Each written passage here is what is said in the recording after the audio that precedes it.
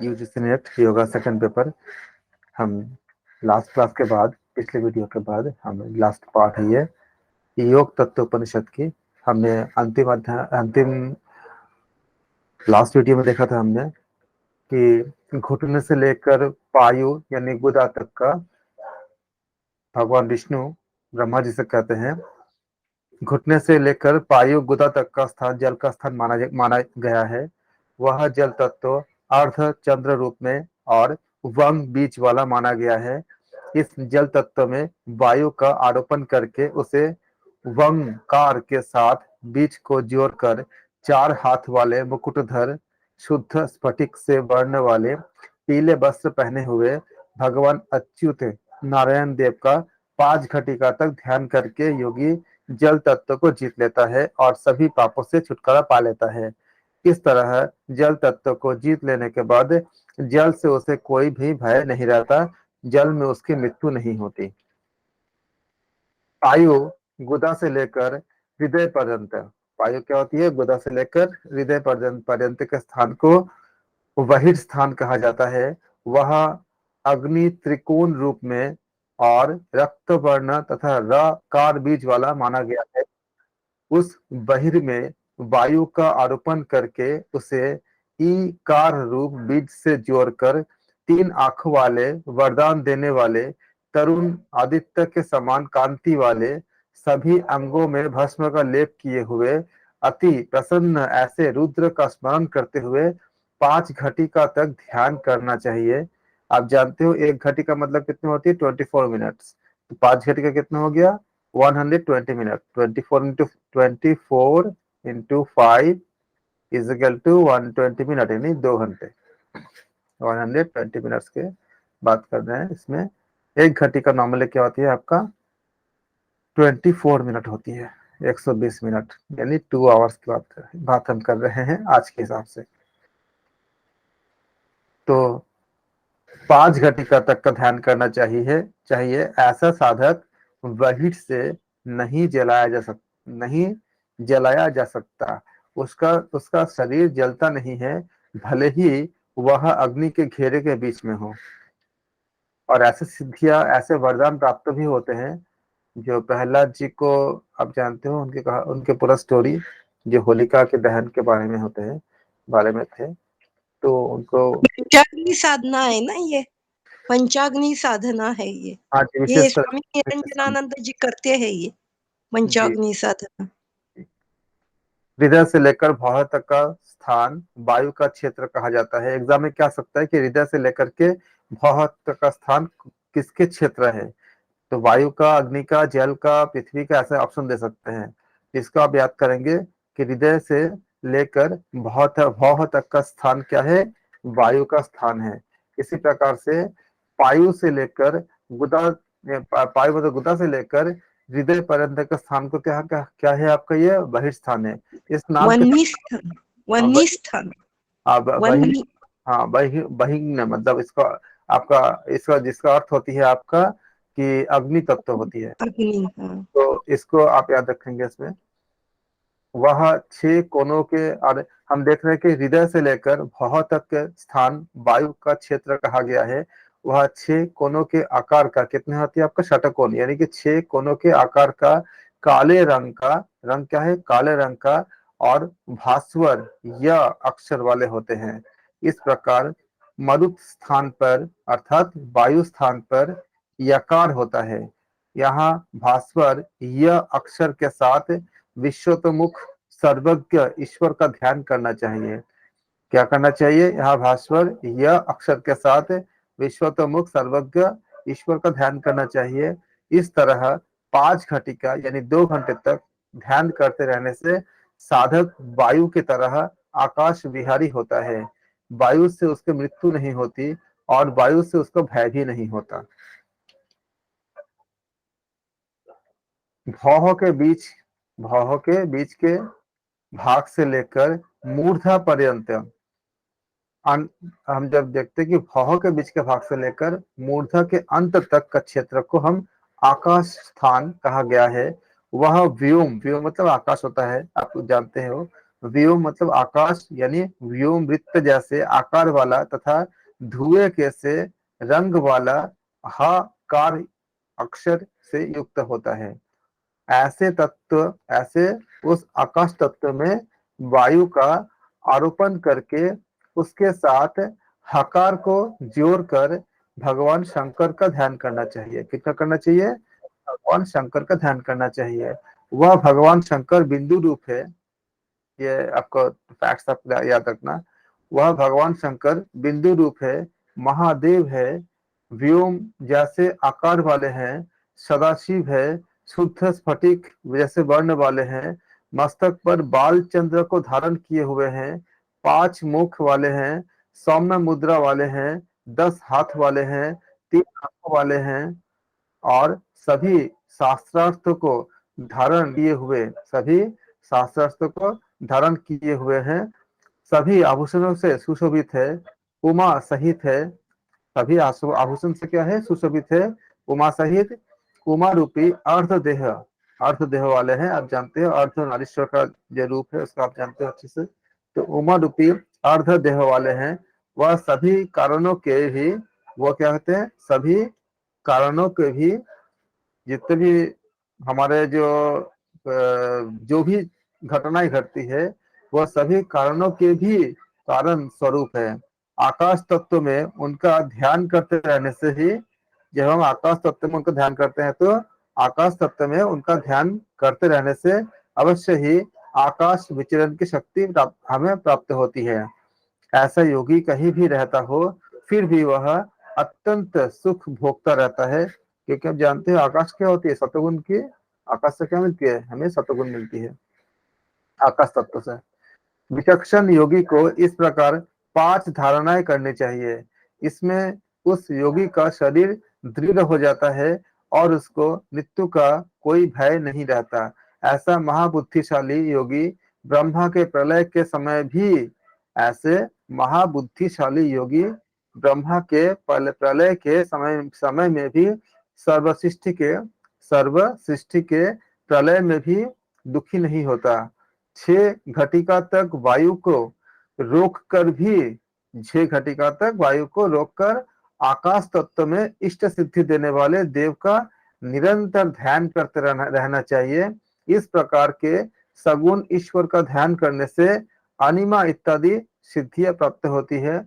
इस सगुण ध्यान के बाद जब योगी निर्गुण ध्यान युक्त हो जाता है तब वह समाधि को प्राप्त होता है।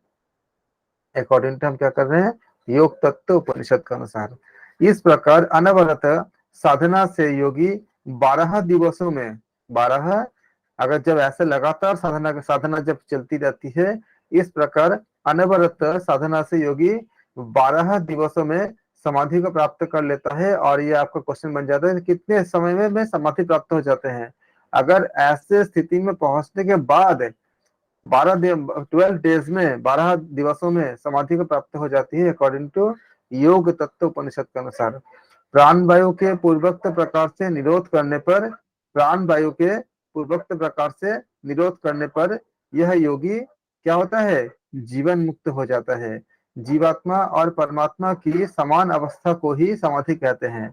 जीवात्मा और परमात्मा के समान अवस्था को ही समाधि कहते हैं, या उसमें डैश दे के छोड़ देंगे आपको एग्जाम में। क्या कहते हैं? इसका 4 ऑप्शन दे सकते हैं अकॉर्डिंग टू योग तत्व उपनिषद के अनुसार। ऐसा समाधि प्राप्त जीवन मुक्त, यहाँ पे विदेह मुक्त नहीं बोलेंगे आप, यहाँ जीवन मुक्त बोलेंगे। ऐसा समाधि प्राप्त जीवन मुक्त योगी अपने देह को स्वयं अपनी इच्छा से छोड़ सकता है। वह देह छोड़कर पर ब्रह्म में, वह अपने शरीर को छोड़ के पर ब्रह्म में ही लीन हो जाता है। उसे फिर जन्म नहीं लेना पड़ता। यदि उसको अपना शरीर प्रिय हो और उससे वह छोड़ना ना चाहता हो तो वह अनिमा इत्यादि सिद्धियों से युक्त होकर सभी लोकों में यथेष्ट विहार कर सकता है। जब तक वो चाहे वो वहां पे विहार भी कर सकते हैं। कभी कभी अपनी इच्छा से देव होकर स्वर्ग में आनंद भी कर सकता है, क्योंकि उनको वो किसमें उनका अधिकार है? पंच महाभूत में पूरा पूरा अधिकार होता है। और इसके बारे में हम पहले भी विस्तार से चर्चा कर चुके हैं इसके विषय में। योगी अपनी इच्छा से एक क्षण में ही मनुष्य, यक्ष, सिंह, बाघ, हाथी, घोड़ा आदि अनेक रूपों को धारण कर सकता है। वह अपनी इच्छा अनुसार व्यवहार कर सकता है। वह योगी महासमर्थ होता है। योगियों में भेद तो अभ्यास से के बाद से होता है। योगियों में भेद अभ्यास के जितने जैसे जैसे जैसे अभ्यास होता है उसी हिसाब से योगियों में भेद तो अभ्यास के भेद से होता है, पर फल तो समान ही होता है। आप में से कोई कह सकते हैं इसका अर्थ क्या बताया गया है, किस तरह से, क्यों और कैसे ये जो लाइन बताई गई है, जिन योगी को ऐसे क्षमता प्राप्त होती है वो मनुष्य, यक्ष, सिंह, बाघ, हाथी, घोड़ा आदि अनेक रूपों को धारण कर सकता है। कैसे? क्योंकि इन सभी रूपों में पंच तत्व का ही अलग अलग अनुपात होते हैं। जब उनको सारे इन पंच महाभूत में जब उनको पूर्ण नियंत्रण हो गया तो संपूर्ण जगत की सृष्टि किससे होती है? इन्हीं पांच महाभूतों से ही तो होती है। इनमें ही जब उनका पूरा कंप्लीटली जब उनका एकाधिकार हो गया, पूरा नियंत्रण पूरा हो गया, तो किसी भी तत्व को अपने हिसाब से चेंज करके वो उसमें समाहित हो सकते हैं। क्योंकि जितना ही आप एनाटॉमी पढ़ो, जो भी कुछ पढ़ो, इसके बाहर कुछ है ही नहीं। या तो उसमें स्पेस होगा बीच में, या तो वाटर होगा, या तो आपका कुछ प्रोटीन इत्यादि जो भी होगा सब कुछ हमारे इसी से बने होते हैं, या मसल्स होंगे। ये सब के सब क्या है? सबके सब आपका पंच महाभूत का ही तो हिस्सा है। जब उन पर ये पूरा कमांड आ जाता है, यानी संपूर्ण सृष्टि पे, सृष्टि के जो निर्माण है उस पर उनका कमांड आ जाता है, उनका नियंत्रण हो जाता है। लेकिन जो योगी उस स्थिति तक वहां तक पहुंच चुके होते हैं, उनके अंदर वैसा कुछ इच्छा ही नहीं होता है कि ऐसा कुछ करे। तो वो सब कुछ उस समझता है कि प्रभु की माया, प्रभु की लीला जो है क्यों है, तो फिर उसमें कोई इंटरफियर नहीं करता। लेकिन उसके बाद वो शक्ति आ जाती है। जिस जिस तरह के तपस्या के बाद वो शक्ति आती है, वो तपस्या जब कोई कर लेता है, उस स्थिति तक, उस अवस्था तक जब कोई पहुंच जाता है, तो उनमें इतनी ज्यादा जितने भी उनके अंदर के ऑब्स्टिकल है, जितना अज्ञानता है, सबके सब खत्म हो चुकी होती है। तो उनको वो ज्ञान प्राप्त हो जाती है कि ये सब ऐसा क्यों है। तो जब ऐसा ज्ञान प्राप्त हो जाती है तो फिर उन पर कोई इंटरफियर नहीं करता। आप जैसे मान लो एग्जांपल अगर बताऊं, कोई अगर डायरेक्टर अगर कोई मूवी बना रहा है तो उसमें वो हर तरह के कैरेक्टर डालता है। एक जो दर्शक होता है उसको लगता है कि इसमें बुरे कैरेक्टर क्यों हैं, हम होते तो डालते ही नहीं। लेकिन अगर वो दर्शक बहुत अच्छा, उनमें से ऐसा कोई हो जो आपका इसका अध्ययन करता हो, बाद में वो डायरेक्टर बन जाता है, तो उसको पता चलता है कि अगर हम इस तरह का कैरेक्टर नहीं डालेंगे तो स्टोरी ही नहीं बनेगा। अगर स्टोरी नहीं बनेगा तो हम लोगों को दिखाएंगे क्या? तो फिर क्या करता है, उसमें वो इंटरफेयर नहीं करता वो। उसी तरह से जब योगी उस स्थिति तक पहुंच जाते हैं तो उनको पता चलता है कि यह सृष्टि जो बनी है इसमें कितने कितने किसकी जरूरत है। तो उस हिसाब से उनको सारा कुछ पता चलता है। आप देखोगे कि किस रेशियो में जो मांसाहारी है उनके प्राणियों की संख्या उससे बहुत गुना ज्यादा होते हैं शाकाहारी प्राणियों की संख्या, ताकि शाकाहारी प्राणी जो है वो मांसाहारी का भोजन भी बन सके और उनका अस्तित्व भी नष्ट ना हो। एक एग्जैक्ट कैलकुलेशन से सब कुछ बनी होती है। तो ये सारे चीज जब आप एनाटॉमी इत्यादि पढ़ते हो तो आप जब जितना आप जानते जाओगे, धीरे धीरे जब योग की उस परम स्थिति तक पहुंचोगे तो आपको प्रज्ञा ज्ञान से, स्कूल कॉलेज में पढ़ने की जरूरत नहीं होती है, प्रज्ञा ज्ञान से वो स्थिति आप प्राप्त करते हो कि संपूर्ण सृष्टि की उत्पत्ति के बारे में आप जान जाते हो। तो आप, इसलिए आपके पास क्षमता हो जाती है, क्योंकि पंच महाभूत पे आपका क्षमता होती है। तो आप किसी भी चीज को उस समय अगर जब या उस स्थिति तक जब पहुंचते हो, बदल सकते हो। लेकिन बदलने की इच्छा आपका समाप्त हो जाती है, आप कुछ इंटरफेयर नहीं करते हो।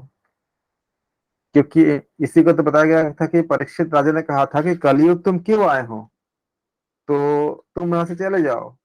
तो बोले मैं जाऊँ कहाँ, हर जगह तो आप ही का राज है और मेरा ये समय है। ये समय किसने बनाया? ये समय तो मैंने नहीं बनाया ना। ये विधि का विधान है, अब मुझे आना ही है। तो जब उस लेवल तक योगी जानते हैं, पहुंचते हैं, तो उनको पता होता है कि ये युग का आना का मैकेनिज्म क्या है। इसलिए भागवत की रचना करके वेदव्यास जी कहते हैं कि जो भी भागवत का पाठ करेगा या इसका अध्ययन करेगा, बहुत सरल भाषा में है, तो उनको कली खुद भी कहता है। और कली से पूछा गया था कि तुम्हारे अंदर बुराई ही बुराई है, तो कली कहता है कि मेरे अंदर अच्छाई भी है। बोले क्या अच्छाई है? कि जो बंदा खाली नाम जप करेगा, मैं उसको सपोर्ट करता हूँ वहां तक पहुंचाने के लिए, और मैं वो सारा काम करता हूँ जिससे योग की तरफ इंसान जा सकता हो। बस उसको समझ नहीं होता इस बात की। क्या करते हो? बोले मैं विच्छेद पैदा करता हूँ। विच्छेद मतलब क्या? आज देखो जहां जहाँ पे एकता नहीं है, मतलब सब जैसे हम मतलब सब अलग अलग, अगर कोई उपेक्षा का शिकार होते हैं, तो उपेक्षा क्या होता है? एक्चुअली जनसंघ परित्याग होता है, जो आपका हठयोग प्रदीपिका में भी बताया गया है कि ये साधक तत्व में आता है, जनसंघ का परित्याग। हम जनसंघ में पूरे जुड़े रहते हैं, तो क्या होता है? ये बाधक तत्व में आता है। कल कहता है कि लोग खाली इसको समझ नहीं पाते। जैसे भगवत गीता में कहते हैं कि जो चीजें मुनियों के लिए दिन होता है, वो आम इंसान के लिए रात होता है, और जो चीजें आम इंसान के लिए दिन होता है, मुनियों के लिए रात होता है। तो कली क्या करता है? वो काम करता है जिससे आम इंसान से हमें एक दुख पैदा होता है, हमें हमें उसको दूर लेकर जाता है। लेकिन जो आम इंसान से दूर जाता है, एक्चुअली योगी गण उसी के पास होते हैं, खाली हम उसको समझ नहीं पाते। तो यो कलयुग कहता है कि अगर कोई महा मतलब हरि का अगर नाम करता है, तो उस नाम को मैं सपोर्ट करता हूँ कि जो लक्ष्य को पाने के लिए जन्मों जन्मांतर मतलब लाखों लाखों साल या हजारों हजारों साल योगीगण दूसरे युग में जो तपस्या करते थे, जिसको पाने के लिए, कलयुग के इंसान को, मनुष्य को, अगर वो महानाम का जप करता है, हरि का नाम का जप करता है, तीसरे जन्म में मिल जाती है। और कैसे मिलती है, ये सारे हमने देख रहे हैं, इस उपनिषद में देख रहे हैं। तो अगर इस उपनिषद के अध्ययन का, अध्यापना का जो सबसे बड़ी महत्व यह है, जब हम किसी भी चीज से दुखी होते हो, तब आप वो उपनिषद को दोबारा पढ़ो, और आपको ये लेसन मिलेगा कि एक्चुअली ये जो आप हम जिस चीज से दुखी हो रहे हैं, हम खाली समझ नहीं पाते, वो एक्चुअली हमें योग की तरफ लेके जाते हैं, प्रभु की तरफ लेके जाते हैं। बहुत कीमती होती है वो दुख जो हमें हरि की तरफ लेके जाता है, क्योंकि वो दुख हमें योग के साधक तत्व की तरफ लेके जाता है, अगर आप दूसरे एंगल से इसको सोच के देखोगे तो यहाँ पे इसी बात को बताया गया है कि वह अपनी इच्छा अनुसार व्यवहार कर सकता है। वह योगी महासमर्थ होता है। योगियों में भेद तो अभ्यास के भेद से होता है, पर फल तो समान ही होता है। अब कभी परीक्षित का ये कहानी पढ़ना भागवत में, कलयुग के साथ जो कहानी हुई, मतलब कथोपकथन हुआ था, बहुत अच्छा लगेगा आप सबको। वह अब महाबंध के विषय में कहा जा रहा है कि बाएं पैर की एड़ी के द्वारा बाएं पैर की एड़ी के द्वारा पहले योनि स्थान को दबाना चाहिए, तथा दाहिने पैर को फैलाना चाहिए। जो आप महाबंध के बारे में याद करो, जो आपने हठयोग प्रदीपिका में आपने पढ़ा था, आपने सर ने पढ़ाया था, जो उसको याद करो।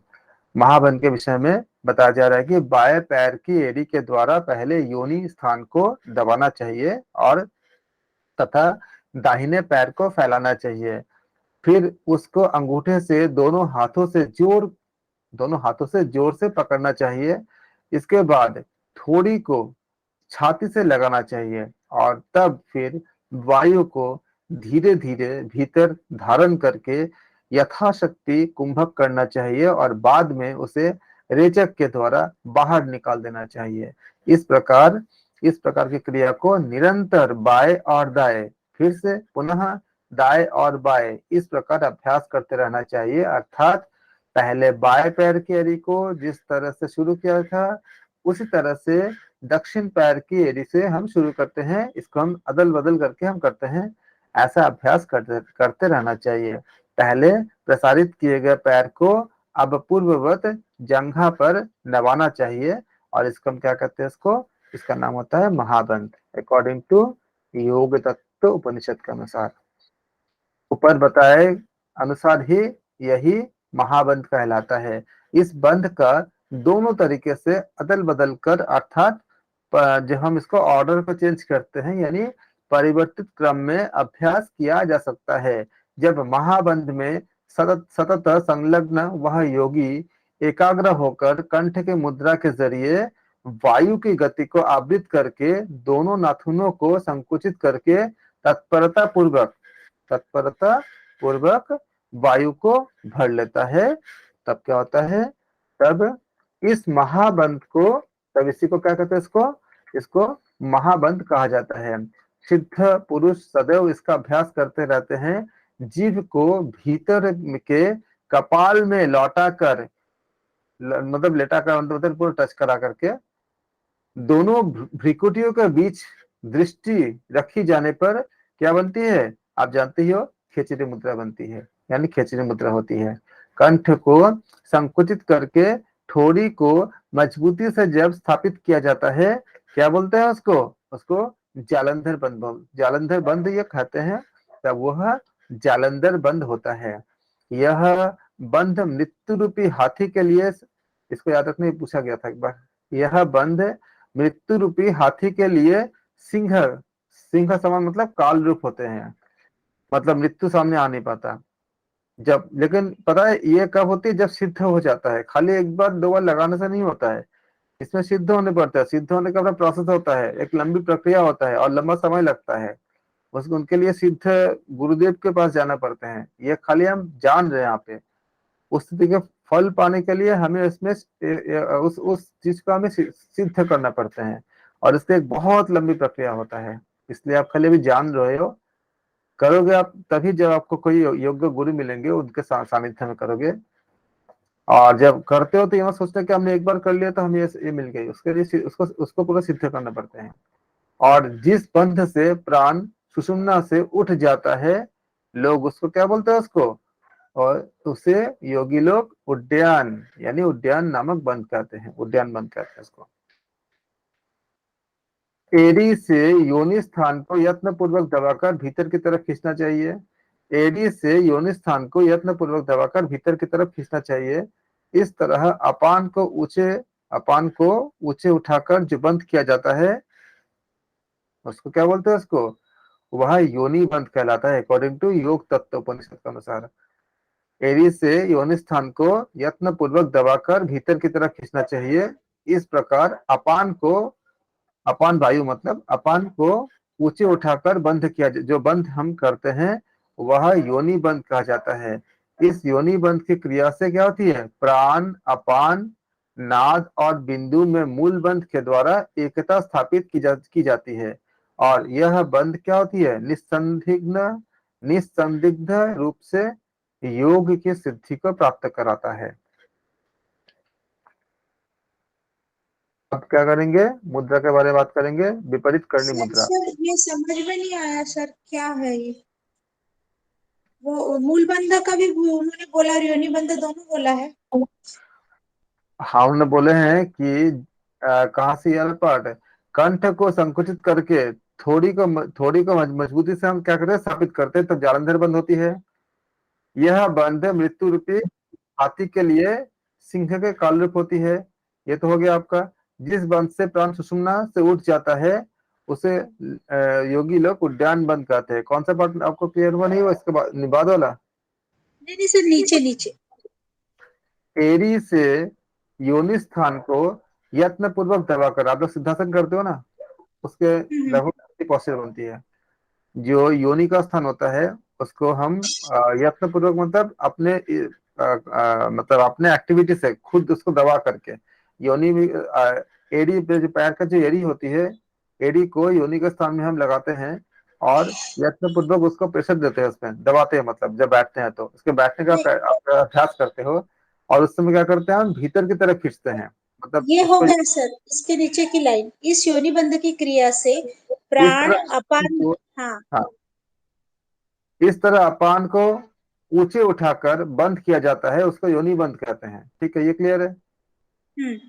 इस योनि बंद की क्रिया से प्राण अपान, मतलब क्या हुआ, प्राण और अपान में एकता होती है। नॉर्मली अपान क्या होती है, नीचे की तरफ होती है, प्राण ऊपर की तरफ होती है। ऊपर की तरफ होती इसमें है। क्या होती है, उल्टा हो जाती है, जिसको भगवत गीता में भी बताया गया है कि प्राणापान बन जाती है। मतलब प्राण आपका क्या हो जाएगा, नीचे की तरफ आएगा, अपान क्या होगा, ऊपर की तरफ जाएगा, दोनों मिक्स हो जाएंगे आपस में। तो प्राण अपान नाद जैसे और, हाँ जी, ये बिंदु में मूल बंधक के द्वारा एकता, योनि बंधक को ही मूल बंधक कहा गया है क्या सर? नाद ये और समझ में। नाद और बिंदु में मूल बंध के द्वारा एकता स्थापित होती है। बिंदु नाद और बिंदु, नाद जो होती है, जो वाइब्रेशन होती है, नाद जो उत्पन्न होती है, जब अब ऐसा हम दबाते हैं तो मूल बंध के द्वारा दोनों एक हो जाती है। मतलब दोनों में एकता, मतलब आपका मिक्स हो जाती है सारा, ये दोनों नाद जो हमें अनाहत नाद उत्पन्न होती है ना अंदर, नाद और बिंदु में ये दोनों मूल बंध जब हम लगाते हैं तो क्या होता है, दोनों में मिक्स हो जाती है, एक एक जगह जाती है। बिंदु का स्थान और नाद का स्थान दोनों अलग अलग है। लेकिन जब हम मूल बंध से हम इसको दबाते प्रेशराइज करते हैं तो क्या होते हैं, दोनों एक साथ एक दूसरे के ऑपोजिट में जाकर के वो मिक्स हो जाते हैं। और जब ऐसा हो जाता है तो उस समय योगी को सिद्धि प्राप्त होती है। लेकिन मूल बंध हम बहुत अच्छे से खींच के रखना पड़ता है उस समय। अब विपरीत करनी, अब विपरीत करनी नामक मुद्रा के बारे में बताते हैं। यह मुद्रा सभी प्रकार की व्याधियों पीड़ाओं का नाश करने वाले होते हैं। आपका विपरीत करनी मुद्रा से क्या होती है, अकॉर्डिंग टू योग तत्व उपनिषद, यह मुद्रा सभी प्रकार की व्याधियों, मतलब जितने भी तरह की बीमारियां पीड़ा होती है उनको नाश करती है। इस विपरीत करनी मुद्रा का नित्य अभ्यास करने से साधक की जठराग्नि तीव्र हो जाती है। क्या होती है, जठराग्नि तीव्र हो जाती है। फलस्वरूप साधक बहुत अन्न पचाने में समर्थ हो जाता है। आज के युग में क्या उपयोगिता है, बताइए। इतने जो हमारे देश में जो एक बहुत बड़ी फिगर है, जो आपका ओवरवेट है, या जिनके जो आपका मतलब काफी ज्यादा, मतलब ओवरवेट होने पे जानते हैं कि बहुत सी बीमारियां आ जाती है। तो ओवरवेट इसलिए वो होती है क्योंकि आपका उनका मेटाबॉलिज्म का प्रोसेस जो है, या मेटाबॉलिज्म ठीक से नहीं हो पाते। जठराग्नि अगर हमारे इतनी प्रदीप्त हो जाएगा तो जो मेटाबॉलिज्म हमारे बॉडी में जिस तरह होना चाहिए, अगर ऐसा हो जाएगा तो क्या होगा, उस समय आहार जो है, उनको आहार की जरूरत पड़ेगा। और जो पहले का जो एक्स्ट्रा जो फैट है उसको घटाने में भी बहुत मतलब हेल्प मिलती है, जो लोग लगातार प्रैक्टिस करते हैं उनके लिए। इस समय में यदि साधक, इसलिए क्या क्या क्या बोला गया इसमें, विपरीत करनी मुद्रा का नित्य अभ्यास करने से साधक की जठराग्नि तीव्र हो जाती है और फलस्वरूप साधक बहुत अन्न पचाने में समर्थ हो जाते हैं। इस समय में यदि साधक कम आहार लेगा तो उसकी जठराग्नि उसका शरीर का ही नाश कर देगा, जिसको आप लोग हठयोग प्रतिपिका में भी जानते हो, या वहां भी आप पढ़ चुके हो, सर ने पढ़ा है वहां भी। इस मुद्रा के लिए प्रथम दिन एक क्षण के लिए सिर नीचे और दोनों पैर ऊपर की ओर रखने चाहिए। बाद में प्रत्येक दिन एक एक क्षण इस अभ्यास को बढ़ाते रहना चाहिए। ऐसा करने से 6 माह के भीतर, यहाँ पूरा एकदम एग्जैक्टली फिगर दे दिया है योग तत्व उपनिषद में, ऐसा करने से 6 मास के भीतर ही साधक साधक के शरीर के क्या होगी, साधक के शरीर की झुर्रियां और बालों की सफेदी नष्ट हो जाएगी। जो आपने हठयोग प्रतिपिका में आपने एक शब्द पढ़ा था, क्या शब्द पढ़ा था, याद है किसी को, पलित और पलित पलित हाँ, पलित पलित। हाँ। जो साधक हर रोज एक प्रहर तक 6 महीने पर्यंत इस विपरीत करने का मुद्रा का अभ्यास करता है, वह काल को अपने वश में कर लेता है। और जो योगी बज्रौली मुद्रा का अभ्यास करता है वह सिद्ध अवस्था को प्राप्त हो जाता है। जो योगी बज्रौली मुद्रा का अभ्यास करता है वह सिद्ध अवस्था को प्राप्त हो जाता है। और पहले के योगियों में ऐसे मुझे कई जगह मिले जिन्होंने काल को अपने वश में किए थे। और उनमें एक योगिनी थी, एक मतलब आपका महिला थी जो योगिनी थी। उनका बहुत अच्छा सा एक कथन था, कथन में इतने अच्छे कथन थे कि उनका एक बहुत बड़े मतलब ऋषि का मतलब महिला महिला मतलब ऋषि थे। तो उनके पास इतनी क्षमता थी कि वो किसी भी चीज को, महाकाल को भी अपने सामने ला सकते थे। तो उनके साथ क्या हुआ कि उनके बेटे का एक बार क्या हुआ, उनका शिष्य बेटा थे और उनका बेटे का वो मतलब आपका वो साधना में थे, तो उनको आके किसी ने बताया कि आपका बेटा का मृत्यु हो गया। तो बोले मेरे बेटे का मृत्यु कैसे हो गया? बोले सांप ने काट लिया। उनको इतना गुस्सा आया कि सांप ने मेरे बेटे को काट लिया, तो उन्होंने क्या किया कि योग मैं सांप को ही खत्म कर दूंगा, तो खत्म कर दूंगी। तो ये सोचा उन्होंने, और योग बल से उन्होंने सारे सांपों को खींच करके मतलब उनका मतलब पूरा खत्म होने लगा, ये ऐसा करने लग गए। तो तक्षक नाग आए, कि जो सांपों के सबसे बड़े, जो आपका मतलब जो सबसे बड़े हैं, आपका जो कहते हैं कि उसको मतलब तक्षक ना सबसे मुख्य नाग होते हैं। वो आके बोले कि ऐसा कुछ आप मुझे मुझे हम हमें बेकार मार रहे हैं, हमें हमें मत मारिए, हम प्रेरित किए गए हैं, हम आए नहीं है, हमें उनके उसका मृत्यु ने हमें प्रेरित किया। आप देखिए किसने प्रेरित किया? तो बताया कि आपने, आप देखो योग से देखो, हमें उसके जो समय है, समय ने मुझे प्रेरित किया। ठीक है, मैं समय को ही खत्म कर दूंगी। तो उन्होंने समय को फिर आवाहन किया, समय आया, बोले मेरा कोई गलती नहीं है। तो फिर क्या बोले, ये महाकाल ने मुझे प्रेरित किया, ये कालों का काल जो महाकाल है, वो हमें हमें प्रेरित किया समय, कि इसके मृत्यु का समय आ गया है, तो मैंने सांप को प्रेरित मतलब सांपों को प्रेरित किया। तो उन्होंने कहा कि मैं महाकाल को नष्ट कर दूंगी।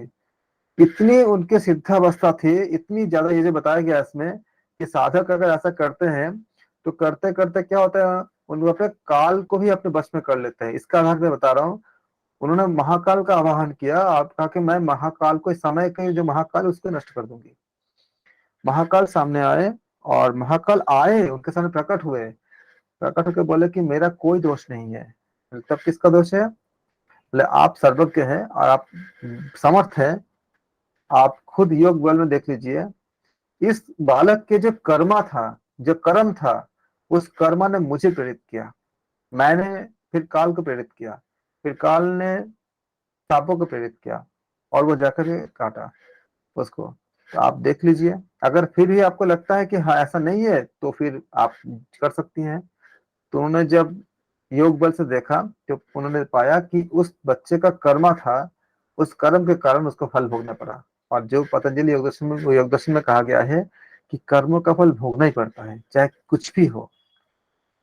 तो यहाँ पे हमने कई जगह, बहुत जगह देखा मैंने कि ये सिद्धियां प्राप्त होती थी पहले, और सिद्धि प्राप्त योगीजन बहुत मतलब ज्यादा मात्रा में ऐसे ऐसे योगीजन थे, शायद आज भी है, हम नहीं जानते कहाँ पर है, लेकिन ये योगी कभी भी नष्ट नहीं होते, हमेशा कहीं ना कहीं रहते हैं। और जो लोग इस तरह का अभ्यास कर लेते हैं, तो उनको वो अपने वश में, काल को भी अपने वश में कर लेते हैं। लेकिन जो उस स्थिति तक पहुंच जाते हैं वो सामने नहीं आते, क्योंकि उनसे सामने आने से क्या होती है, कल बता रहा था मैं कि योग में बाधा उत्पन्न होती है, इसलिए वो सामने नहीं आते। जहां जिनको हेल्प करने की जरूरत होती है कर देते हैं, वो उनके हेल्प से पूरी दुनिया चल रही है। और जो योगी वज्रवाली मुद्रा का अभ्यास करता है वह सिद्धावस्था को प्राप्त होता है। मैंने इसलिए बताया कि कर्मों के मतलब कर्म जो कार्मिक अकाउंट है, उससे हम कभी छुटकारा नहीं पा सकते। मतलब पा सकते हैं कैसे, उसका काउंटर बताया गया है योग दर्शन में, अगर हम उसका प्रयत्न नहीं करेंगे तब छुटकारा नहीं पा सकते। और वैसे छुटकारा पाने की विधि जो है योग दर्शन में और भगवत गीता में बहुत विस्तार से बताया गया है, और उसको हम कोई आचरण आचरण अगर करता है तो वो कर्मों के बंधन को भी समाप्त कर सकता है, पूरे अनंत जन्मों के, ये भी संभव है। सर ध्यान बिंदु उपनिषद में भी ध्यान से बताया था ना? ध्यान से भी है, लेकिन जो लोग ध्यान नहीं कर पाते, क्योंकि बहुत सब कोई तो ध्यान नहीं कर पाते ना, जब कोई ध्यान नहीं कर पाता तो इसमें आप ऐसे तो मैं बोल रहे हो कि बोलो भागवत पढ़ो, ये जितना बता रहे हो कि ध्यान इत्यादि, ये थोड़ी सी उच्च लेवल के योगी के लिए है। ऐसे तो मैक्सिमम लोग मिलेंगे जो बैठ ही नहीं पाते, जो एक जगह बैठ ही नहीं पाते। अब एक जगह बैठ क्यों नहीं पाते? कल मैं बता रहा था आप लोगों को कि आज मेरे पास थोड़ी समय है, मैं बताने की कोशिश करता हूँ कि एक आपका जो प्रार्थना है, सर्वे प्रार्थना में क्या था जो हम शुरू में कर रहे थे इसको, सर्वे भवन्तु सुखिनः सर्वे सन्तु निरामया सर्वे पे ये जो पूरा प्रार्थना था वो प्रेस सहना भवतु भी था ना सर, सहना भवतु सहनो भुनक्तु। हाँ तो मैं हाँ उसको उस प्रार्थना से दोनों प्रार्थना ही दोनों का जो मतलब उद्देश्य एक ही होता है। उसको हमें करने के लिए कहा क्यों जाता है, क्यों कहा जाता है। अब आप इसको मैं इस उपनिषद को मैं थोड़ा एंड कर लूं, फिर देखो कि उसका थोड़े से उसके पीछे का विज्ञान जो हमारे कर्मों से संबंध होती है, और अगर उसको हम खत्म सच में जीते हैं उस प्रार्थना को, उस जो पूरा बताया गया है जिस जिस चीज को, तो हम बहुत हद तक अपने कर्मों को भी सेटल कर सकते हैं और ध्यान में तब जा भी सकते हैं। हमारे बीच में जो ध्यान के और हमारे बीच में जो बाधाएं हैं वो बाधाएं खत्म भी हो जाती है। कैसे होती है भी बताता हूँ अभी। उस इससे खत्म कर लेता हूँ। उस वज्रौली मुद्रा के साधक की सिद्धि से तो उसके हाथ में ही रहती है। जो अब बताओ, ये हाथ हमने पढ़ तो लिया, वज्रौली मुद्रा सिद्धि करना क्या आम लोगों के संभव है? उसके लिए कितनी बहुत कुछ करने पड़ते हैं। तो ये सबके लिए नहीं होता है ना। तो सबके लिए इसके इसके यहाँ तक पहुंचने के लिए भी तो बहुत बड़ी एक क्षमता चाहिए होता है। लेकिन हम तो कलयुग के इंसान है, हम तो यहाँ तक पहुंच ही नहीं पाते। खिचड़ी मुद्रा तक कितने लोग पहुंच पाते हैं? अब गिने चुने लोग पाएंगे जो एक्चुअली पहुंच पाए हैं, लेकिन होता तो है जो लोग पहुंच पाते हैं। तो आगे देखते हैं कि उस वज्रौली मुद्रा के साधक की सिद्धि तो उसके हाथ में ही रहती है। ऐसा योगी भूत और भविष्य को जान लेता है और वह आकाश में विचरण करने वाला हो जाता है। जो योगी अपने मूत्र को हर रोज पीता है, यानी देखो मूत्र चिकित्सा के बारे में भी आ गया, और मूत्र चिकित्सा के बारे में हम अभी जानते हैं। अभी विज्ञान भी कहता है कि हम अपने मूत्र का जो पहले का जो कुछ पार्ट उसको छोड़ देना चाहिए, खाली बीच का पार्ट लेना चाहिए, और अंतिम का पार्ट भी उसे हमें छोड़ देना चाहिए। अगर उसको कोई हम पीते हैं अपने मूत्र का, तो इसको स्वमूत्र चिकित्सा कहते हैं। तो हमारे मूत्र में वो सारे आपका हमारे शरीर में जैसे वैक्सीनेशन नहीं करता है कुछ हद तक उस तरह से, कि सारे बीमारियों से लड़ने की क्षमता मौजूद होती है और वो व्यक्ति बीमार नहीं पड़ता। और आप लोग जानते हो कौन पीते थे ऐसे हमारे देश में? बहुत नामी इंसान थे, बहुत मतलब जाने थे। स्वामी दयानंद सरस्वती। मोरारजी देसाई का नाम सुने? देसाई सर। हाँ जी। डॉक्टर राजेंद्र प्रसाद। ऐसा कई बहुत से हमारे सामने नाम है जो ऐसा करते थे। मोरारी देसाई सर। हाँ जी, मोरारजी देसाई का नाम। महात्मा गांधी भी थे ना सर, महात्मा गांधी भी। महात्मा गांधी के बारे में मुझे पता नहीं है, लेकिन उन्होंने बहुत ज्यादा उसमें नेचुरोपैथी में काम किए थे। हाँ। उन्होंने बहुत मतलब आपका प्राकृतिक चिकित्सा में काफी उन्होंने मतलब काफी कुछ किया था उन्होंने। तो जो योगी अपने मूत्र को हर रोज पीता है और प्रतिदिन उसे सूंघता भी है और साथ साथ पूर्वोक्त प्रकार से वज्रौली का अभ्यास भी करता है, उस क्रिया को अमरोली कहा जाता है। क्या कहते हैं उसको? अमरोली कहते हैं। लेकिन ऐसा कोई अगर सच में अपने निजी जीवन में करते हैं तो योग आपका आपका गुरुदेव के जो है सानिध्य में ही करे। और कई चीजें ऐसे आता है कि अगर किसी को मान लो कि ऑलरेडी कोई बीमारी है, जैसे मान लो कि मूत्र से आपका अननेचुरल अगर स्मेल आती है, दुर्गंध आती है, या उनको अगर ऐसा कई तरह का अगर मतलब यूरिन इन्फेक्शन वगैरह वगैरह है, तो उस समय मतलब कई चीजें नहीं करना चाहिए होता है। तो इसलिए योग मार्गदर्शक के साथ है, और जब आप स्वस्थ हो उस समय करना चाहिए। और अगर ऐसा करते हो तो सफिशिएंट पानी भी पीना चाहिए, ताकि आपके बॉडी में एक नेचुरल प्रक्रिया, जितना पानी पीना चाहिए, जितना किडनी को चाहिए आपका सब कुछ करने के लिए, उतना मिल जाए। और योग मार्गदर्शक के साथ ही करना चाहिए। अभी तो हम एग्जाम के लिए कर रहे हैं, लेकिन अगर जीवन में करना चाहते हो तो सब चीजें ख्याल रखना होता है। क्योंकि यूरिन इन्फेक्शन का समस्या बहुत ज्यादा लोगों को होती है हमारे देश में, फीमेल को ज्यादा होती है, क्योंकि फीमेल को जो पैसेज होती है वो थोड़ा सा नैरो होती है मेल के कंपैरिजन में। तो और फीमेल में, क्योंकि मेल को यूरिन पास करने के लिए बाहर जाते हैं तो कंपैरेटिवली थोड़ा कंफर्ट मिलती है, लेकिन हमेशा हर जगह फीमेल को नहीं मिलता, तो उनके लिए भी दिक्कत होती है। और उनका जो पूरा बॉडी का जो एनाटॉमी होता है वो थोड़ा सा आपका नैरो होता है, जो यूरिन पास करने का जिस जगह से आपका यूरिन का मतलब पूरा प्रोसेस जहाँ से निकलती है उस जगह पे। और कुछ बैक्टीरिया ऐसे होती है वहाँ पे जो ऑलरेडी मौजूद तो रहता है लेकिन एक्टिव नहीं रहता। यूरिन इन्फेक्शन जब होती है तो बैक्टीरिया एक्टिव हो जाता है, उससे क्या होती है बहुत ज्यादा परेशानी होती है। उस समय ऐसे कई चीजें समय होती है जिस समय इसको अवॉइड करना चाहिए। इसलिए योग मार्गदर्शक के साथ ही करना चाहिए अगर कोई अपने जीवन में करते हैं तो। तो इसको उस क्रिया को हम अम्रोली कहते हैं। अब इसके बाद राजयोग होता है। हमने क्या देखा, मूत्र के साथ यानी सौमूत्र का जो पान करने के होते हैं उसको हम कहते हैं, उसको अम्रोली कहते हैं इसको। और इसके बाद हम राजयोग होता है, अर्थात वह योगी बाद में तुरंत राजयोग का अधिकारी बनता है, इसमें कोई संदेह नहीं है। राजयोग में संपन्न हो जाने के बाद उस योगी को फिर हठयोग इत्यादि की अन्य विधियां करने की आवश्यकता नहीं होती है। ऐसे भी आप जानते हो हठयोग का लक्ष्य क्या है, राजयोगी प्राप्त करना होता है। जब राजयोग प्राप्त हो जाता है तो फिर हठयोग के दूसरी चीजों को करने की जरूरत नहीं होती है। तब उस योगी को विवेक और वैराग्य उत्पन्न होता है। ऐसे योगियों में विष्णु नाम के महातपस्वी और महाभूत स्वरूप भगवान, ऐसे योगियों में विष्णु नाम के महातपस्वी और महाभूत स्वरूप भगवान है। ये सारे एक प्रक्रिया होते हैं। जो लोग इनमें से कोई भी प्रक्रिया कर पाते हैं उनके लिए बहुत अच्छा है, और जो लोग नहीं कर पाते हैं और जिनकी किसी वजह से, अगर ऐसे हम जान तो लेते हैं लेकिन अगर मान लो हम नहीं कर पाते हैं, तो नाम जप करते जाओगे अपने गुरु नाम का, जो भी आपका गुरु नाम है, या फिर हरे कृष्ण कृष्ण कृष्ण हरे हरे, हरे राम राम राम हरे हरे, या कोई भी अपना छोटे मंत्र जो आपको अच्छा लगता है लगातार करते जाओगे। जैसे आपका कौन, जिन्होंने रामायण लिखे थे, क्या नाम था उनका, वाल्मीकि मुनि।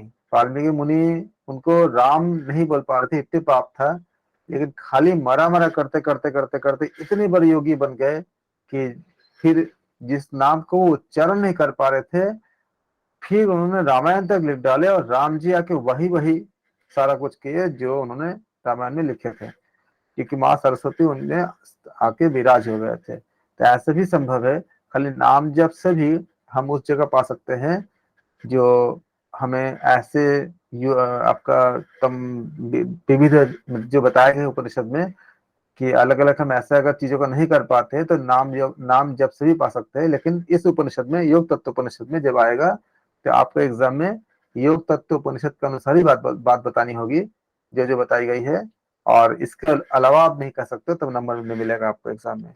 लेकिन अपने जीवन में करने के लिए आप नाम जप भी कर सकते हो।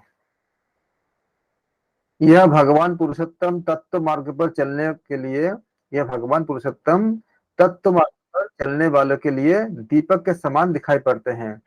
अब यह जीवन विविध योनियों में भटकता हुआ जब मानव योनि में आते हैं, अब यह जीवन विविध योनियों में भटकता हुआ, जानते हो ना आप लोग 84 लाख योनि होती है। विज्ञान भी धीरे धीरे पहुंच रही है उसी आंकड़े के पास, जितना काउंटिंग हो रही है उसी का आंकड़े के पास लगभग पहुंच रही है। अभी आपको आगे का जो कुछ शोध होंगे आप देखना, धीरे धीरे उसी जगह पहुंच रही है जो हमारे ग्रंथों में बताए गए हैं। अब यह जो पश्चिमी विज्ञान है वो भी धीरे धीरे उसी में पहुंच रही है। अब यह जीवन विविध योनियों में भटकता हुआ जब मानव योनि में आता है, तब विचित्र बात यह होती है कि बचपन में जिस स्तन को पिया, यहाँ पे जो हमें कुछ बातें बताएंगे ये कुछ हद तक आपका सिगमंड फ्रॉयड का जो कॉन्सेप्ट है कुछ हद तक उसी की तरफ जाता है। और यहाँ से जो कंटेंट है ये खाली एग्जाम के संबंध, एग्जाम को अगर आता है तो उसके लिए ही आप इसको उपयोग करें। और योग के विषय में चर्चा करने के लिए बहुत कुछ आगे हम पढ़े हैं, पीछे भी पढ़े हैं, उसके बारे में चर्चा कर सकते हैं। कुछ बातें इसमें ऐसे बताई गई है जो सेक्सुअल चीजों को के संबंध में बताई गई है। इसका सही अर्थ को जानना बहुत जरूरी है। अगर हम सही अर्थ को जान नहीं पा रहे तो जितना बताया गया है उसको याद रख करके एग्जाम में अगर क्वेश्चन आते हैं तो करेंगे। बाकी यहाँ कुछ श्लोक बताए गए हैं, मैं श्लोक पढ़ देता हूँ। और इसमें कुछ बातें कुछ हद तक जो सिगमंड फ्रायड ने बताए थे मनोविज्ञान में, साइकोलॉजी में, सेक्स ड्राइव कहते थे उनको। उन्होंने कहा कि हर इंसान को जो चलते हैं उनके एक सेक्स ड्राइव की एनर्जी मिलती है, उससे चलते हैं। और इसके बारे में कुछ और भी कुछ बताए थे। कुछ हद तक यही बात यहाँ पे कहा गया है, लेकिन यहाँ पे जन्मों जन्मांतर लेके कहा गया है। क्योंकि आपका सिलेबस में ये है तो मुझे बताने पड़ रहे हैं, तो आप भी इसको एग्जाम तक एग्जाम में आएगा तब आप इसको करेंगे। बाकी अगर आपको इसकी जो उपनिषद में बताया गया है अगर आपको पूरे गहन समझ हो रही है तो ठीक है, नहीं हो रही है तो स्किप करना, खाली एग्जाम के लिए उसको याद करना। कुछ चीजें, कुछ कंटेंट आपका इसमें सेक्सुअली में मतलब इसमें मतलब आपका मेंशन है। जैसे मैं बता देता हूँ, तत्व मार्गे यथा दीपो दृश्यते पुरुषोत्तमम यह स्तनं पूर्व पितस्य निष्पंदये मुद मनुष्य नुते यस्मात् ज्ञातो भाग्यात् पूर्व तस्मिन्नेव भगे रमन या माता सा पुनर्भार्या या भार्या मातरेव ही। भार्या का मतलब पत्नी होता है और भगे का मतलब क्या होती है, भग्नाशय यानी योनि होता है। यहां तक का मैं बता देता हूं इसमें। तत्व मार्गे यथा दीपो दृश्यते पुरुषोत्तमम यह स्तनः पूर्व पितस्तं निष्पंडय मुद मनुष्य यस्मात् ज्ञातो भगात् पूर्वं तस्मिन्नेव भगे रमन। रमन का मतलब होता है जो रमन करना, मतलब भोग करना, स्त्री को भोग करना या संबंध बनाना, जो शारीरिक संबंध बनाना, ऐसा कह सकते हैं। या माता सा पुनर्भार्या या भार्या माता रे बही। इसको अब श्लोक के साथ में बता देता हूँ। यह यहाँ भगवान पुरुषोत्तम तत्व मार्ग पर चलने वालों के लिए दीपक के समान दिखाई पड़ते हैं, ये तो बता दिया हमने आपको। यहाँ से देखो, अब यह जीवन विविध योनियों में भटकता हुआ जब मानव योनि में आता है, तब विचित्र बात यह होती है कि बचपन में जिस स्तन को उसने पिया है, उसी स्तन को युवावस्था में दबा करके आनंद लेता है, और उसने जिस योनि से जन्म लिया था, वैसे ही योनि में बार बार रमन किया करता है। रमन करना मतलब क्या, संभोग करना। ऐसे ही योनि में बार बार रमन किया करता है। यहाँ से जो बातें बताई जाएगी उसका खाली एग्जाम तक रखना। अगर आपको उस लेवल का समझ डेवलप है तो आप इसको गहन को समझना, वरना खाली एग्जाम तक रखना। इसके बाद का जो श्लोक है, यह पिता स पुनः पुत्रो यह पुत्र स पुनः पिता यह पिता सह पुनः पुत्रो यह पुत्र स पुनः पिता एवं संसार चक्रेण कूप चक्रे घटा इव धमंत योनि जन्मानि श्रुता लोकान्न समश्नुते त्रयो लोकास्त्रयो वेदास्त्रितस्त्र सन्नद्धास्त्रय स्वरा। इसमें अगर हम इसको अनुवाद करें तो, एक जन्म में जो माता होती है, दूसरे जन्म में वही स्त्री हो जाती है। जो पिता है वह पुत्र बन जाता है, तथा जो पुत्र होता है वही फिर पिता भी बन जाता है। इस प्रकार यह संसार चक्र कूप चक्र मतलब रहट के समान ही होते हैं, जिसमें प्राणी तरह तरह की योनियों में गमनागमन किया करते हैं। प्रयोगश्च त्रिगुणाः स्थिताः सर्वे त्रयाक्षरे त्रायाणां चरणं च योधीते धर्मक्षरम। तो तीन ही लोक है, तीन ही वेद है, तीन ही संध्याएं हैं, तीन ही स्वर है, तीन ही अग्नि है, तीन गुण कहे गए हैं, तथा तीन अक्षरों में सब कुछ विद्यमान है। इन तीन अक्षरों का अर्धाक्षर भी योगी को अध्ययन करना चाहिए। तो ये कंटेंट अगर आप इसको समझ सकते हो तो ठीक है, वरना खाली एग्जाम में अगर आता है। तीन अग्नि कौन से हुए? तीन अग्नि के बारे में यहाँ पे ऐसा तो हम इसको अपने से नहीं करेंगे, जितना उन्होंने बताया है, क्योंकि उन्होंने तीन शब्द अक्षर में ओम भी नहीं बोला है। अगर आगे जाके उन्होंने आकार के बारे में बताएंगे ओ उमा, तो इस आगे के जो श्लोक है इसमें बताया जा रहा है कि सब कुछ इन तीन अक्षरों में ही पिरोया गया है, लेकिन एग्जैक्टली उन्होंने मेंशन नहीं किया है उसकी नाम नहीं बताए हैं, तो हम अपने से जोड़ नहीं सकते उसको। वही सत्य है, वही परम पद है, जिस तरह पुष्प में गंध, दूध में घी, तिल में तेल और पत्थर में सोना निगुण रूप से रहता है, वैसे ही वह सब में व्याप्त है। हृदय स्थल में जो कमल पुष्प है, हृदय स्थल में जो कमल पुष्प है, उसका मुख, अब ये देखो यहाँ पे हृदय स्थल में कमल पुष्प हम और कहाँ देखे थे, बताइए, याद है आपको?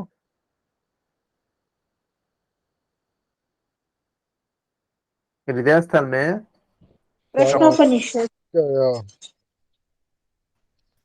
सर ध्यान बिंदु उपनिषद में। हाँ जी, आपका एक सवाल था, मैं इसलिए देख रहा था। हृदय में बताया है। संजय जी और आपका सर ही, कठोपनिषद में भी हृदय में बताया है।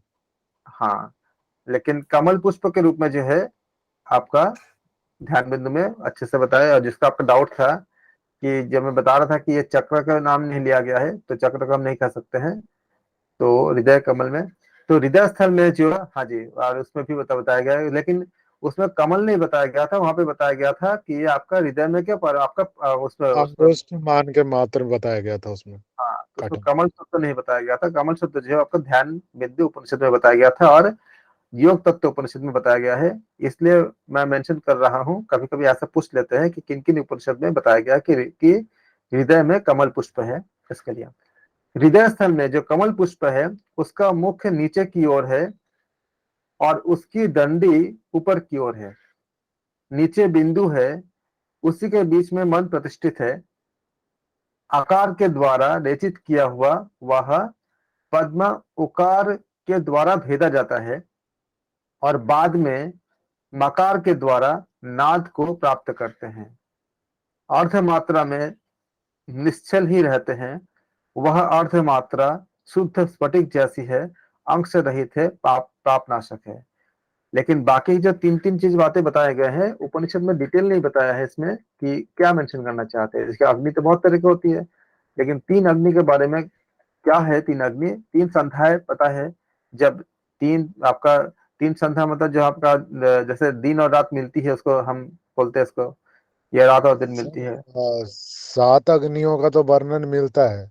ये हाँ, तेरह शायद 13 अग्नि है मांडुक्य ना सर? उपनिषद में, 13 मांडुक्य अग्नि है उपनिषद। ना हाँ, 13 अग्नि में मिलती है जो हमारे इसमें होती है, लेकिन यहाँ तीन अग्नि के आयुर्वेद में? बारे में, हाँ, लेकिन यहाँ जो तीन अग्नि का बताया गया है, तो तीन अग्नि मेंशन नहीं किए हैं कि क्या क्या बताना चाहते। तो हम भी अपने तरफ से कुछ भी नहीं बताएंगे। मतलब आप जो एग्जाम में खाली तीन अग्नि ही आएगा, उसका नाम तो आएंगे नहीं, क्योंकि नाम इसमें बताया नहीं गया है।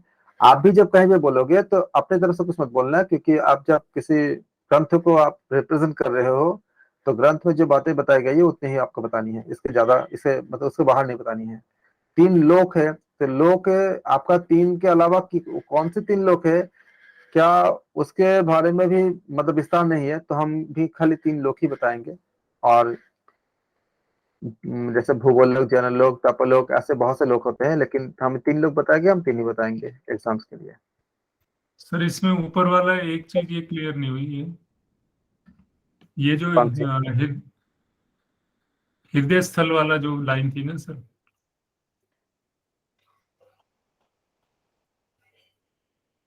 कौन सा हृदय स्थल?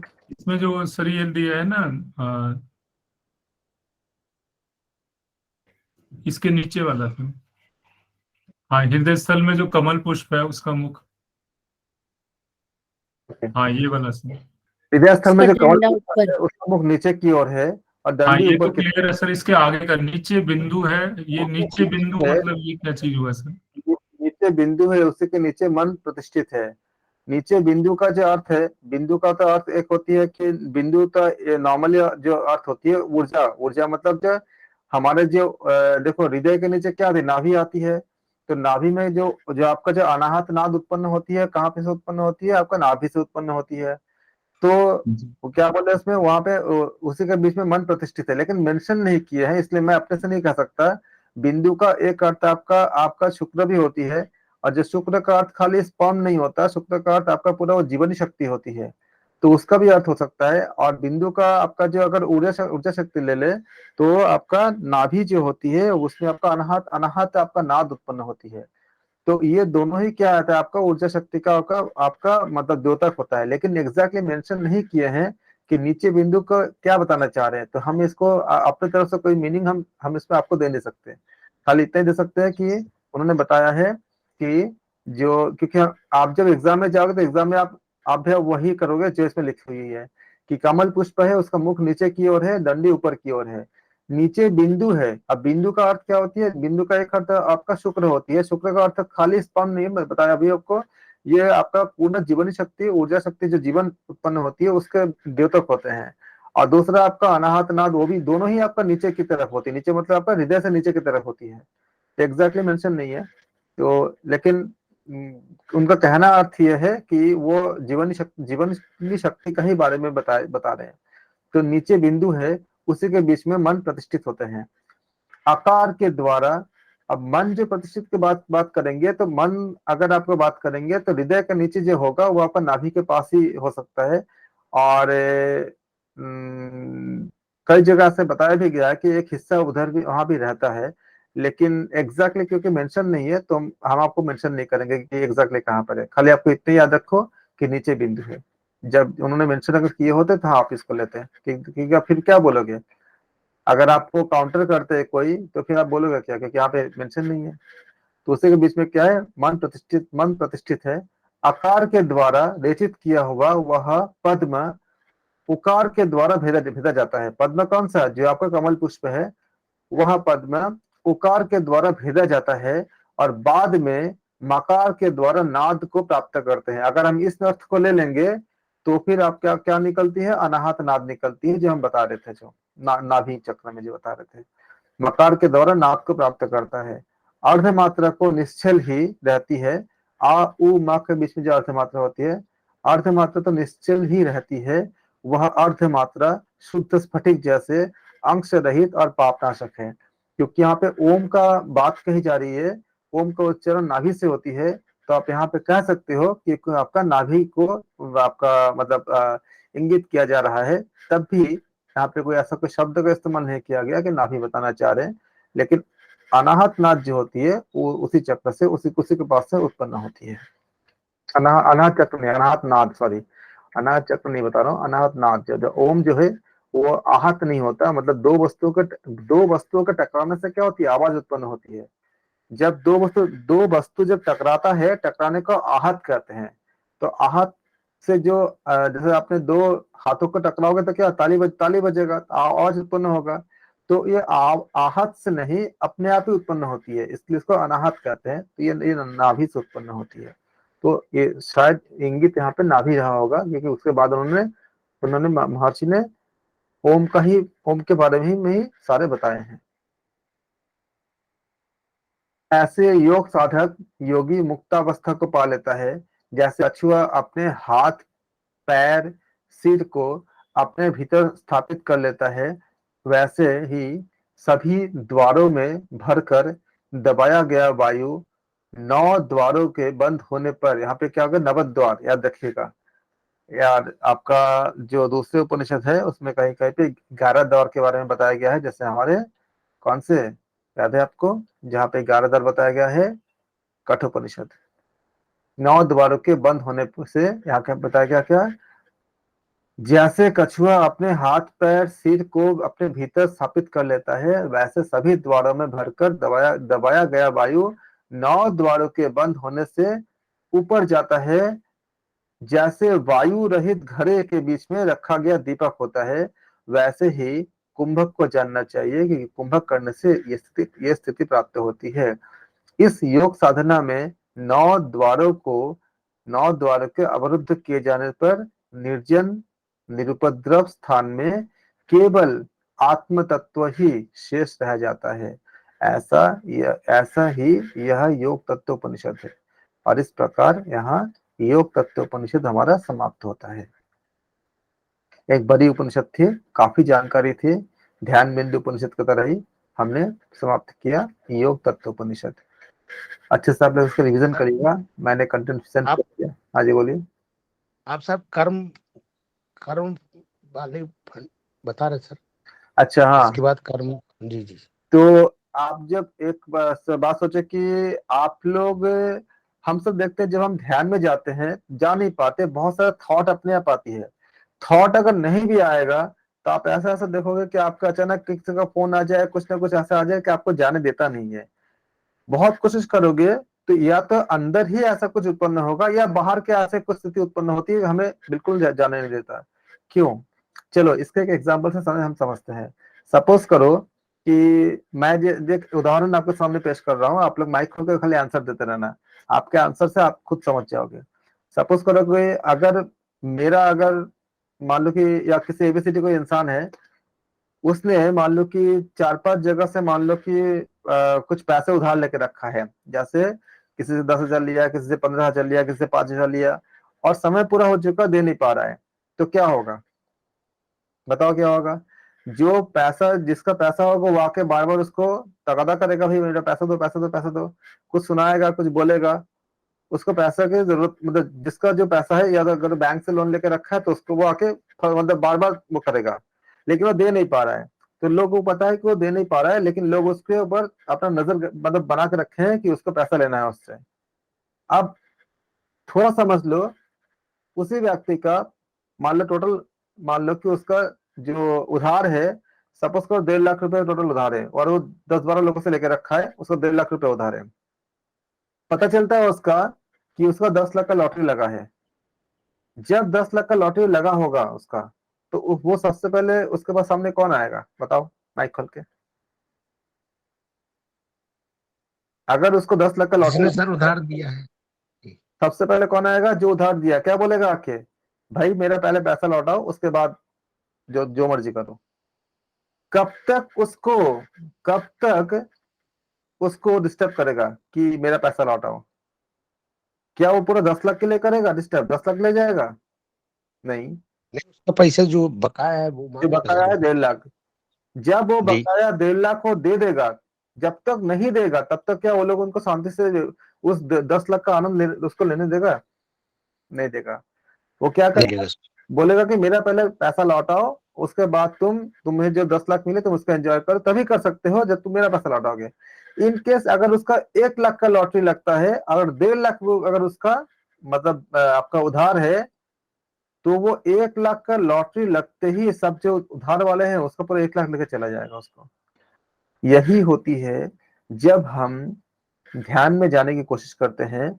जन्मों जन्मांतर से हमने जो जिसके हम कार्मिक अकाउंट, जो हमारा जो हिसाब किताब है, वो सब हमें, क्योंकि हम जब अंतर्मुखी होते हैं तो वो 10 लाख के लॉटरी की तरह होता है, हमारे अंदर एक दिव्य ऊर्जा की तरह हम जाते हैं, और वो जो नकारात्मकता जिसको हम जो दे के रखे हैं, वो हमारे देनदार की तरह आते हैं और आके बोलते हैं कि पहले मेरा, तुम जो स्पिरिचुअल ऊर्जा को प्राप्त कर रहे हो उसमें मेरा पहले हक है, या मैं तुमको प्राप्त करने दूंगा ही नहीं जब तक तुम मेरा हिसाब पूरा नहीं करोगे। ये जो चलती रहती है, इसलिए हम क्या करते हैं, हमने इसको जो मैं आपको जो बताते जा रहा हूँ, आप इसको करके देखना, तो ये आपको डिस्टर्ब करता रहता है। और जितनी ज्यादा मात्रा में कोई ज्यादा किसी का निंदा करता होगा, किसी को ऐसे बुरा सोचता होगा, उतनी मात्रा में उसको डिस्टर्बेंस पैदा होता है। क्योंकि जैसे ही आप किसी के लिए कुछ सोचते हो, एक आप वाइब्रेशन को क्रिएट करते हो यूनिवर्स में, पूरा अंतरिक्ष में आप एक तरंग को उत्पन्न करते हो विचार के जरिए। क्योंकि विचार ही क्या होता है? ऊर्जा होता है। विचार ही क्या है? अच्छे विचार, बुरे विचार, सब एक ऊर्जा के रूप में आपका रहती है, घूमता रहता है, और उस सोल तक पहुंचता है, भले ही उसको पता न चले कि मतलब किसने भेजा है, लेकिन सोल को पता चलता है, इंसान को भले ही पता न चले, और वो फिर रिफ्लेक्ट करता है, वो वापस भी भेजता है, ऐसा ही थॉट है, और उस थॉट को आप तक पहुंचता है। और फिर वो क्या करता है, आपको अगर जैसे कुत्ते, मान लीजिए इस कुत्ते को अगर मैंने ऐसे मार दिया रास्ते में, कुत्ता तो कुछ कर नहीं सकता, लेकिन उसके अंदर जो पीड़ा होगा, वो पीड़ा आपका पूरे यूनिवर्स में घूमता रहेगा। किसके लिए? मेरे खिलाफ एक ऊर्जा बनकर घूमता रहेगा। और वो ऊर्जा कहाँ जाएगा? कुत्ता तो मुझे कुछ नहीं कर सकता, क्योंकि वो बहुत मतलब वो उस समय ज्यादा अगर कोई ताकतवर है, कुत्ते को मार दिया है, तो कुत्ता तो शायद उसको कुछ कर नहीं पाएगा, लेकिन कुत्ते का जो दुख है वो दुख घूमता रहेगा यूनिवर्स में। और जो उस इंसान का जो सबसे, जैसे अगर मैंने अगर कुत्ते को कभी मैंने उसको बिना किसी गलती से अगर मैंने उसको चोट पहुंचाया, दुख पहुंचाया, तो वो कुत्ते का जो दुख है वो एक वाइब्रेशन बन के यूनिवर्स में घूमता रहेगा। इसके बाद मेरा जो प्यारा होगा, मेरे घर पे मेरे माता, मेरे पिता, मेरे पति पत्नी या भाई बहन, जो भी मेरा सबसे करीब होगा, सबसे जो प्यारा होगा, पुत्र इत्यादि जो भी होगा, दोस्त को जो भी होगा, हो सकता है कि उसके माध्यम से मुझे दुख मिले। और यही होती है कि आप देखोगे जब किसी को कोई ब्लेसिंग देता है, कोई अच्छा काम करता है, तो क्या बोलते हैं, भगवान कर तुम्हें बहुत अच्छा, तुम्हें मतलब तुम्हारा जो पुत्र इत्यादि बहुत अच्छा हो, बहुत मतलब तुम्हें एक योग्य पुत्र मिले, तो तुम्हारा बहुत ख्याल रखे, उस पुत्र के माध्यम से ब्लेसिंग देता है वो। और अगर कोई किसी से दुखी होता है तो उसका उल्टा भी वो ऐसे ही बोलता है कि तुम तो मतलब जो उसका जो भी अपशब्द बोलता है, मतलब ऐसा ही बोलता है। जब हम किसी को हम लिए प्रार्थना करते हैं, अब क्या होता है कि हमने बहुत जन्मों तक जो करके आए हैं, अभी जब उसको कैसे पूरा करें, तो हमने जो जिसके लिए जो भी हिसाब किताब है, जो भी कार्मिक अकाउंट है, जब हम ऐसे प्रार्थनाओं को दिल से करते हैं कि सर्वे भवन्तु सुखिनः, या दूसरे के लिए जो प्रार्थना जितने भी मंत्र है, तो क्या होता है उन सब का जो हिसाब किताब है जब हम दिल से करते हैं तो थोड़ा थोड़ा पूरा होता रहता है। जैसे अगर आपको किसी के पास अगर मान लो कि बैंक से आपने पैसा लिया, बैंक वाले ने आपको बोल रहे हो कि मैं एक साथ नहीं दे पाता, तो बैंक वाले ने बोलता चलो भाई ईएमआई में दे दो, थोड़ा थोड़ा करके दे दो। तो हम लोग कैसे ईएमआई करते हैं, जब हम दिल से कि पूरा यूनिवर्स में जितने भी प्राणी है, जो भी स्थावर जंगम है, सबके लिए अगर दुआ करोगे तो क्या होगा, सब में तो वो सब भी आ जाएंगे ना, जिसके साथ आपका कोई हिसाब किताब, मतलब हमारा जो हिसाब किताब पिछले जन्म का जो मतलब जहाँ जितने भी जन्म हुए, अरबों खरबों जितने भी जन्म हुए हैं, जो हिसाब किताब है वो भी आएगा, उस तक पहुंचेगा वो वाइब्रेशन। साथ में ऐसे लोगों तक भी पहुंचेगा जिसके साथ हमारा कोई हिसाब किताब नहीं है, लेकिन उसके साथ भी पहुंचेगा। उनका रिफ्लेक्शन में एक पॉजिटिव वाइब्रेशन आपके पास आएगा, एक ऑरा बन के रहेगा। और जो लोगों का हमारा हिसाब किताब बचा हुआ है, जिन लोगों जो जितने भी प्राणी, जितने भी आत्मा, चाहे वो पौधा के रूप में हो, जिसका हम मतलब पौधा काट के खाते हैं, हम लोग क्या जब शाकाहारी भोजन भी करते हैं तो भी तो किसी प्लांट को काट के खाते हैं, तो प्लांट का भी तो जीवन होता ही है। विज्ञान भी कहता है कि प्लांट में भी जीवन होता है, तो हम उसके बिना तो रह नहीं सकते। तो कहीं ना कहीं तो हम तो मतलब हमें हमारे वजह से किसी ने कोई तो दुखी होता ही है, चाहे प्लांट हो, चाहे एनिमल हो, चाहे कुछ भी हो। और भी पता नहीं क्या क्या हमें याद भी नहीं होता कि हम किसी और जन्म में हम क्या करके आए हैं। जब हम सबके लिए ऐसा दिल से प्रार्थना करते हैं तो ये सबका जो कार्मिक अकाउंट है, सबको थोड़ा थोड़ा ये वाइब्रेशन मिलती रहती है, एक आपका ब्लेसिंग्स का वाइब्रेशन, एक आपका स्पिरिचुअल प्रार्थना का वाइब्रेशन। तो हमारे जो कर्म होती है उससे धीरे धीरे धीरे धीरे धीरे धीरे क्या होती है, आपका कम हो जाती है। और जब हम लगातार ऐसा करते रहेंगे तो क्या होगा, ये जैसे जैसे इन सब का हिसाब खत्म होता जाएगा, तो ये हमारे चेतनाओं में आके, हमारे सोच में आके, हमारे जब जिसमें हम ध्यान करते हैं इसमें आके जो हमें जो दिक्कतें पैदा करती है ये कम हो जाता है। और एक समय ऐसा आता है कि वाकई में ये बहुत कम हो जाता है, फिर आप बहुत आराम से जा सकते हो। और अगर आप उनसे एक प्रार्थना के जरिए उनका माफी भी मांगोगे कि जिसके जो भी हमारे हमारे बिना जाने अनजाने जो भी हमारे हैं, हमारे हमसे जो अगर कोई दुखी हुए हैं, तो उनके लिए अगर ईश्वर से प्रार्थना करोगे, ब्लेसिंग्स करते रहोगे लगातार, उनके लिए अगर प्रे करते रहोगे, तो देखोगे कि आपके अंदर के बहुत से दुख, बहुत से जो चिंता है, बहुत सारे जो अनजाना कुछ चिड़चिड़ापन, पता नहीं क्यों ऐसा हो रहा है, ये सब चीजें बहुत कम होती जाएगी। तब धीरे धीरे आप जो है, ये जो हम ध्यान में जा नहीं पाते, जो बैठ नहीं पाते, एकाग्रता जो हो नहीं पाता, अंतराय जो बनी होती है, नौ अंतराय, हम जानते बहुत कुछ है लेकिन हम कर नहीं पाते, ये सब धीरे धीरे कम होगा, क्योंकि हमारे कार्मिक अकाउंट क्या होते सेटल होती जाती है।